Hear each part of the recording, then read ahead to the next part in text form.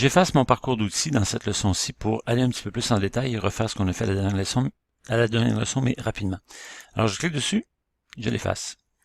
Je l'efface, je le sais, oui. Maintenant, je refais un parcours d'outils. Contour, je suis dans l'onglet Toolpath, Contour. Contour, le nom du fichier, je l'accepte par défaut, comme je l'ai dit tout à l'heure. Select Contour Chain 1. Remarquez où j'ai pointé ici. J'ai pointé ici pour que l'extrémité de la flèche apparaisse là et s'en est vers le bas. OK? Vous allez comprendre pourquoi j'ai fait ça tout à l'heure. J'aurais aussi bien pu cliquer ici. La flèche aurait apparu du bas vers le haut. N'est-ce pas? Je le fais, vous allez comprendre. Et c'est important de comprendre ça pour le sens du chaînage, parce que est-ce qu'on veut couper à l'extérieur ou à l'intérieur? Alors regardez, je pointe ici cette fois-ci en bas, et la flèche devrait apparaître en bas, pointant vers le haut. C'est ce qui se passe. J'accepte. Qu'est-ce que je fais? Tool. Je vais choisir mon outil s'il n'est pas déjà disponible. Select Library Tool. Assurez-vous d'avoir la librairie de l'école. C'est bien le cas. Et je choisis, j'annule pour l'instant, et je choisis le couteau numéro 2, dans mon cas, le couteau d'1/8 de pouce. Il est déjà choisi, je l'annule. Il est là. OK? Alors, j'ai mon couteau. Cut Parameters, regardez bien. Compensation, direction. Le couteau, c'est le cercle qui est ici. La flèche, c'est la flèche que j'avais choisie tout à l'heure. Est-ce que, dans la sélection que j'ai fait ici, ma chaîne qui pointait vers le haut, le couteau, je veux qu'il soit à gauche ou à droite de la direction dans laquelle je suis?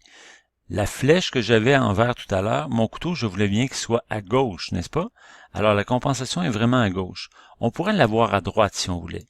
Mais dans ce cas ici, c'est vraiment à gauche que je veux l'avoir. Et normalement, ça devrait toujours être à gauche. On devrait toujours s'organiser pour chaîner de telle sorte que la flèche va dans le sens horaire de la chaîne. Alors, c'est ce que je voulais vous faire observer. On garde ça comme ça. Je passe par-dessus Depth Cuts pour l'instant et je vais tout de suite à Lead In, Lead Out. Lead In, Lead Out, c'est le mouvement d'entrée-sortie, le U. Si je le désactive, il ne devrait plus apparaître. C'est pas essentiel de l'avoir pour l'instant, alors je le désactive. Et je vais tout de suite à Linking Parameters et je programme tout en absolu cette boîte de dialogue-là. Remarquez, le dessus de la matière, c'est le niveau 0. Le fond ici, c'est la profondeur de la coupe que je veux avoir. Je travaille avec un couteau de 1/8 de pouce sur un panneau de 1/4 de pouce, rappelez-vous. Alors, je vais défoncer une distance négative, parce que je suis en absolu, de moins 0.02, excusez-moi, moins 0.26. 1/4 de pouce plus 1 centième. Je valide. Et remarquez mon parcours d'outils maintenant qui apparaît en bleu pâle. Il est du bon côté parce qu'il coupe à l'extérieur et je n'ai plus mon point d'entrée, le U. Alors je fais la simulation toujours avec ce simulateur-là et je regarde ce que ça donne. Ça me semble correct. Vous voyez le sens d'usinage, c'est dans le sens horaire et le couteau est bien à l'extérieur de la pièce que je veux découper. C'est super, ça marche très bien. Maintenant, si je regarde en vue isométrique, vous allez voir que le couteau maintenant travaillait à une certaine profondeur par rapport à la pièce. Voyez-vous, la trace est vraiment au fond de la pièce. Je fais ça en appuyant sur la roulette de ma souris. Est-ce que je peux me permettre de découper d'une seule passe une pièce comme celle-là avec un couteau d'1/8 de pouce?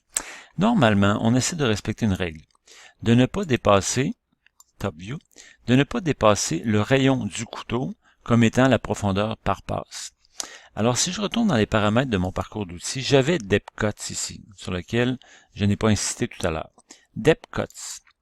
Si je l'active, Depth Cuts, c'est les strates de passes, autant en dégrossissage qu'en finition. Évidemment, les passes de finition ne m'intéressent pas, donc j'en veux 0. On le sait à 0, c'est pas ce qui m'importe.